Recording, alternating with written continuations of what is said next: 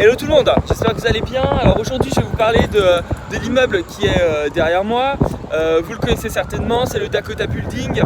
Il est connu puisque le 8 décembre 1980, c'est là où s'est fait assassiner John Lennon. On va passer devant la porte en compagnie de Yoko.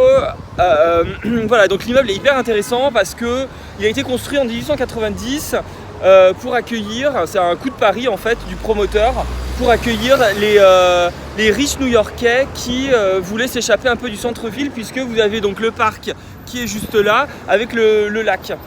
Alors il s'est dit comment est-ce que je peux faire pour accueillir toute la jet set qui était donc concentrée dans le sud, donc dans Midtown ou dans Lower Manhattan. Et donc en fait cet immeuble proposait des services de cuisinier, de gardiennage, des choses exceptionnelles pour l'époque. D'ailleurs en 1891, un des premiers résidents a été Tchaïkovski. Ensuite, beaucoup plus tard, dans les années 60, on a eu Lauren Bacall, etc. qui sont venus. Lauren Bacall qui a acheté son appartement 38 000 $ à l'époque et qui a été revendu en 2015 23 millions de $. Donc on a toujours, alors l'esprit est un peu bizarre, hein. On est donc ici dans un style néo-renaissance. Les murs sont épais de 1 mètre à l'intérieur, ce qui fait que l'on n'entend pas du tout ce qui se passe à l'extérieur. C'est un peu comme voilà, c'est le seul endroit de New York, j'ai envie de dire, où on est complètement cloîtré à l'intérieur et où l'on n'entend pas du tout les bruits de la route.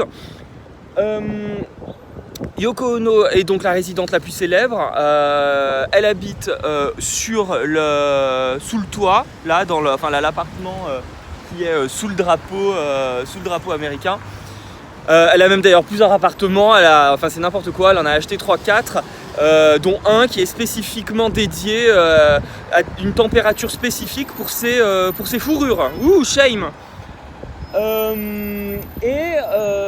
Et donc on dit qu'il est hanté parce que l'esprit de John Lennon y est encore à l'intérieur. C'est très difficile pour accéder à cette copropriété, comme vous vous en doutez. Même Lennon et Yoko qui en 72 s'étaient fait cambrioler 10 fois en l'espace de 6 mois à Greenwich Village, sont venus donc demander refuge à la copro de l'immeuble, qui ont froncé un peu du nez, hein, avec un racisme non dissimulé avec Yoko, qui d'ailleurs se poursuit, puisque quand dans les années 90, Antonio Banderas et Melanie Griffith ont voulu y venir, ils ont eu un non catégorique à cause des affaires de drogue et de chahut qu'ils auraient pu apporter. Voilà, alors je me pousse, donc je vais essayer de vous emmener, on va essayer de passer devant. Voilà, je traverse. On voit la porte.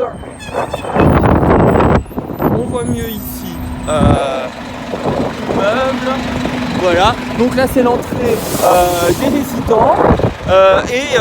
Yoko Ono ne sort pas par là en fait, puisque elle a gardé cet effroi en fait de la fusillade qui a eu lieu, et donc elle n'emprunte jamais cette entrée, parce que elle a encore bien évidemment les images de son mec qui s'est fait buter devant elle.